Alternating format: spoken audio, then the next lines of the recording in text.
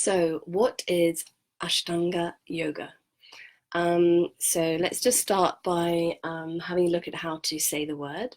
So, anyone who's seen my Krishna video will know that if a letter has a dot underneath it, it means put the tip of the tongue to the roof of your mouth, and make the sound from that place. So, the ta, usually we put the tongue just behind the teeth and make a ta sound, but in this letter, the tongue is further back for ta, ta.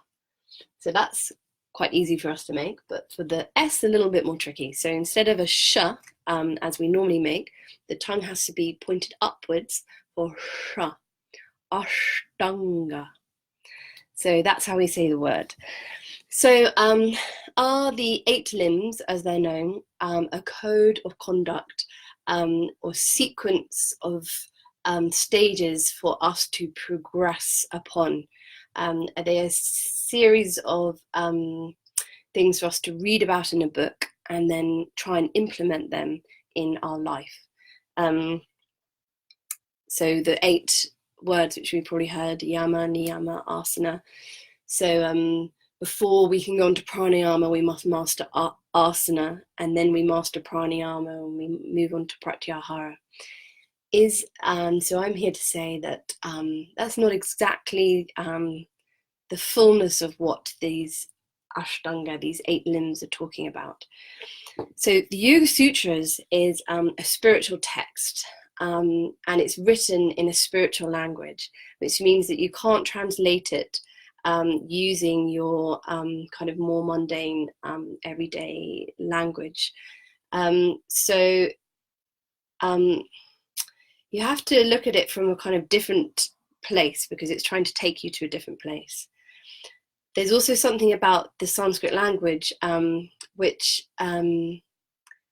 it's interactive. It works with you. So the words themselves have a presence and an energy, and we have a presence and an energy, and then the two interact and meet, and something happens. And this is really what the Yoga Sutras are about, is this interaction between the sound and the person who's interacting with them, and what comes about through that. So we're going to chant it together so that you can have an experience of it and have a feel for what this Ashtanga sequence does for you in your system when you sound the words. So we're going to do this call and response chanting, and you can either keep your eyes open, but if you're comfortable, it's really lovely to close your eyes. And then you can just really sink into the sound of the experience. So if you're comfortable closing your eyes, then do so now. And just bring your attention to the touch of the breath below the nostrils and the area above the upper lip.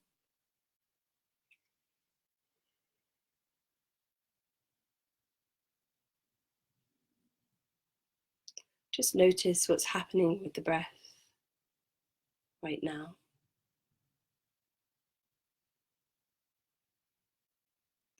And then listen and repeat. Yama, niyama,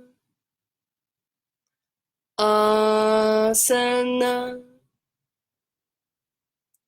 pranayama, pratyahara,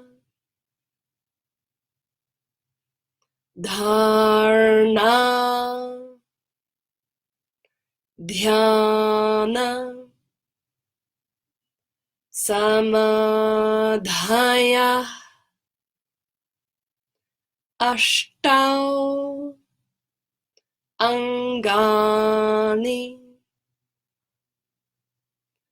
yama,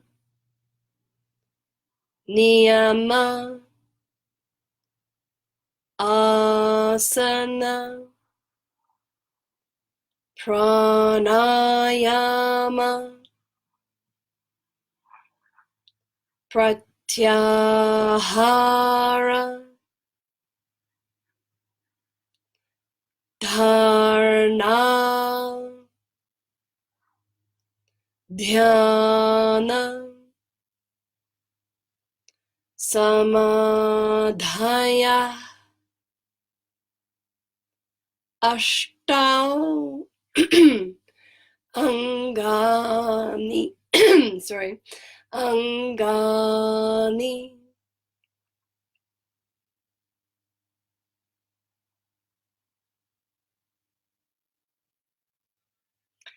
So just letting the effect of that sound sink into your system.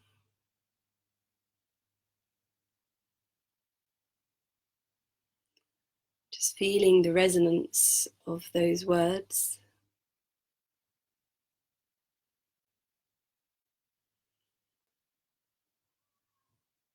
And then slowly bringing your awareness back to your surroundings.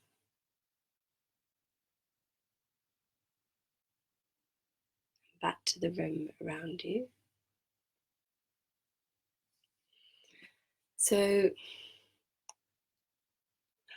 there's much more I can say about those words, but I'm going to leave it at that for now, just to give a little taster for the feeling of these words. And if you want to know more, then check out my course, The Sounds of Sanskrit, the Language of Yoga, which goes really into these sounds and how they can help to really enlighten our understanding of yoga. So yeah, like the page and there'll be more videos coming.